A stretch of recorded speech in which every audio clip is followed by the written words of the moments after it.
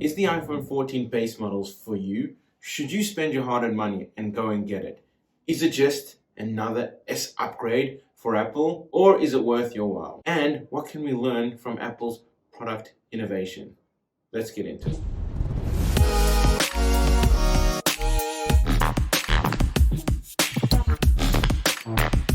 What's up everyone, I'm Tuvia, and on this channel we talk all things marketing, product and tech. As myself and a whole heap of other creators predicted, this year's base model iPhones were very minor upgrades. We have the same chip, the same body, and similar aesthetics. Really, it is, in a way, an S upgrade. But what did Apple change, and how could that impact you and your purchasing behavior? There are three main things that Apple included in their base model phones. Number one, crash detection. Although Apple touted that they hope that you never get to use this, the ability of the new gyroscopes and GPS in your phone to detect when you may be in a crash. Number two, satellite communication. Have you ever found yourself in an area without any Wi-Fi or cell connectivity? Well, me neither, but if you do find yourself in that area, Apple in the USA and Canada have introduced the ability for users to use the satellites in the air, and they've even introduced a new UI to find that satellite to communicate with either special services or loved ones. And number three, there's new back and front facing cameras. Now when I say new, I mean very minor tweaks. So what's the sum total of all of this? Well, according to most reviewers of these phones, these minor upgrades do not contribute to a better quality of life.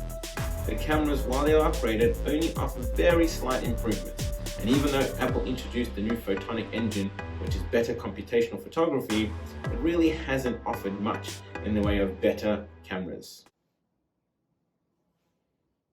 That was Mr. Fly. So unless you are upgrading from an iPhone 10 or lower, I think it's worth your while to double check if this phone is right for you, especially given its price. There are a whole heap of other phones from Android and even Apple themselves which may be a better fit for you. But there's still one glaring question we have to answer. Apple is a very smart company, so why in the world would they introduce these new phones that on face value and aside from the colors that they've introduced are exactly the same as last year's phones? Let's dive into it. So this new Apple strategy for me comes down to a very specific thing. I mean, Apple is a $1 trillion company. They know what they're doing. They know exactly the number of sales from their product lines. They have a massive research team that are consistently looking for ways to iterate. So they know what they're doing. So for me, this comes down to one very simple and smart thing. In fact, it's so simple, it's called the K.I.S.S model. Keep it simple, stupid. Under Tim Cook's leadership, Apple has become a behemoth of understanding how to leverage their product sales versus their R&D or innovation. Tim Cook is now known for the person who draws out every last cent from their customers, and in particular from those product lines that are offering the best sales to innovation. In other words, how can Apple as a company draw out the most revenue and in turn profit from the same product line with just very minor tweaks in every additional year, but provide just enough change for their customers to feel like they're getting a new offering?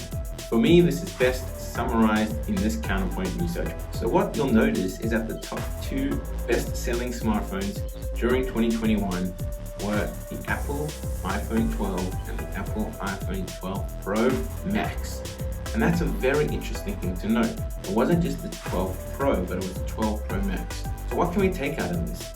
Well, there are two main things. Number one, your average consumer who happen to want the new iPhone model will most likely opt for the lower end. They want that new iPhone experience, but they don't want to pay the very big bucks. So they're willing to compromise on those Pro features, which they potentially wouldn't use anyway, in order to have the new Apple experience.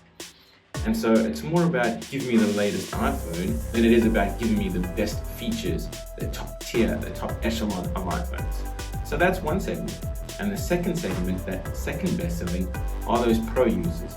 And they are really made up of two compelling categories. Number one, it is those Pro users who need those new cameras, who want the best chip in there, who want to ensure that they have the longest lasting battery.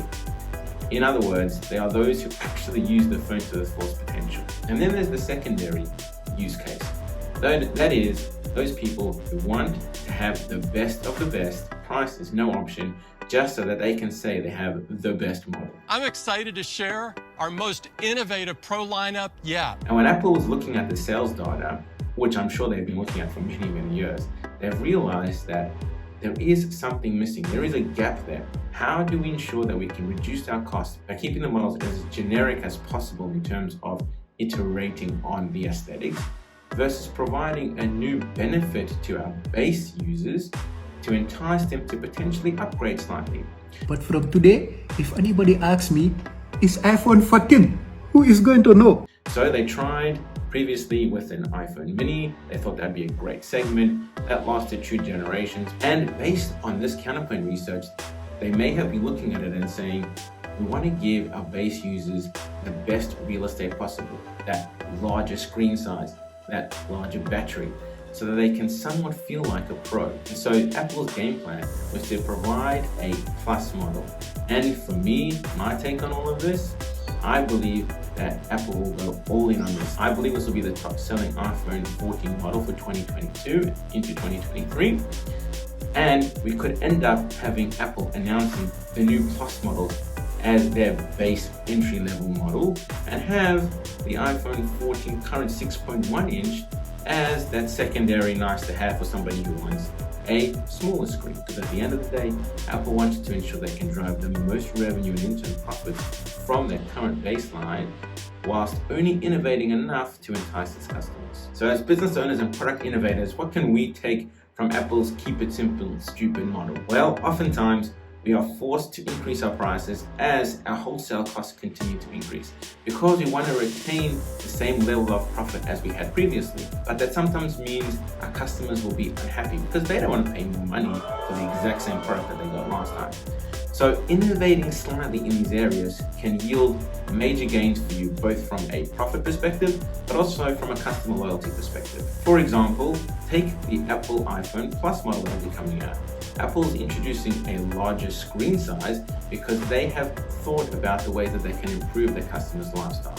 Be it larger screen size equals larger real estate, or as they have marketed this phone, this is the biggest battery life in any iPhone to date. So for you as a business owner or a product innovator, it's finding those little niches to grab onto that will entice your customers to try something new. So for example, it could be introducing a larger package. So you sell your units in 25s, potentially going to 50s at a higher price, not a double price, but potentially 1.5 times. Whilst that will yield you more profit, it will also make your customers happy. Alternatively, it could be things like bundling your services. If you offer potentially just templates to your customers to download for a very cheap rate, imagine offering multiple templates for them to download for your services. All in all, it's really about you finding ways for you to keep a very similar model, a tried and proven model that has yielded you revenue and profits for many, many years. Understanding that and iterating ever so slightly so that you continue to engage your customer base and entice them to continue coming back. So we can safely say the iPhone 14 base model probably isn't for you, but whether or not you get a Plus model or you opt for something greater or wait till next year, I'll leave that up to you. I'll link some great reviews in the show notes, but I'd love to hear your thoughts. Will you be buying the iPhone 14 base model or 14 Plus model? What did you think of Apple's introduction of these new iPhones in general? Be that good person, give this video a like, subscribe to the channel, and as always, do that extra little good deed to bring a little light in the world. Until next time.